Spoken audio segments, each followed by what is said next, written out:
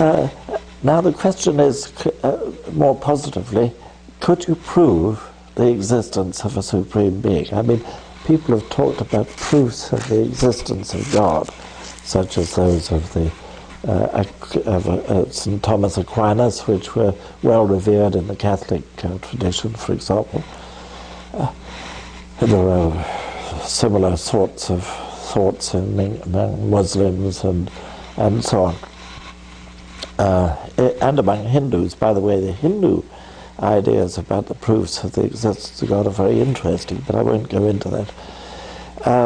But of course, I said when I gave my inaugural lecture, which was a sort of celebration of my coming into this situation at the University of Lancaster, after we starting this department, I did remark that of course we were going to have such an important research project in the department that we would be able to announce any moment that God exists. Of course, I was joking. The idea that you could prove that God exists is, in my view, pretty ridiculous.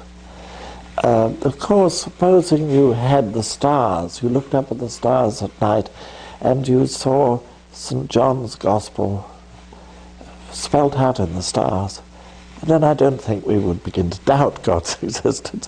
But nevertheless, as we know the world, it is ridiculous, and it's just as well. But out of that comes a very important point about toleration. First of all, even if you could prove God's existence, what God? Do you mean Christ Jesus, or do you mean the Prophet Muhammad, or Shiva in the Hindu tradition, or whoever? Which one do you mean? You wouldn't, well, you'd have to say, to get the full account of God, you've got to appeal to revelation. And it's true. But can you prove any revelation? No. Now, one of the curious things about people who believe in God is they often think they can prove the existence of God somehow, or they prove him from the Bible. I think the Bible is very profound. I believe in it myself in a general sense, but prove it from the Bible? The things of the Bible are supposed to be matters of faith, and faith includes doubt.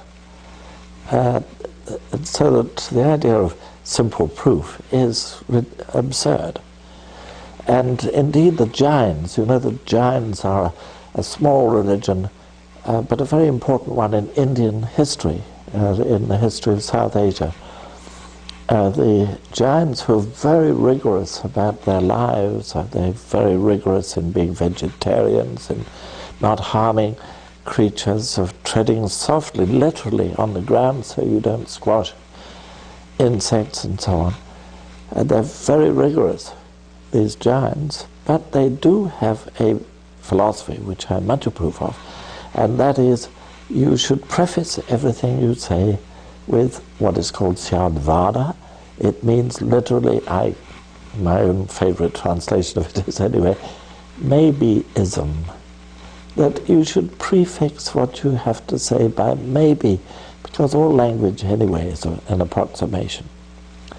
And I believe that's very important with regard to religions, that we have to allow that what is not obvious to us is obvious to the Muslim or the Hindu.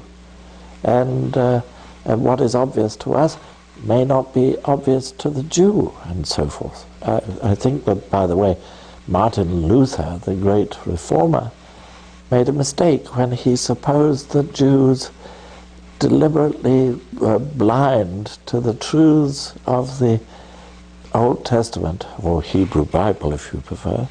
The Old Testament, they were blind to them deliberately, because it was obvious that they pointed to Christ. It was not obvious. And that led to a certain history of a little anti-Semitism anyway in Christianity.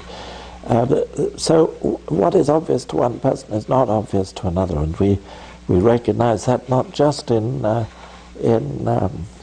religion, but also politics and other affairs that are important in the human spirit, that we should always therefore be tolerant of alternative positions.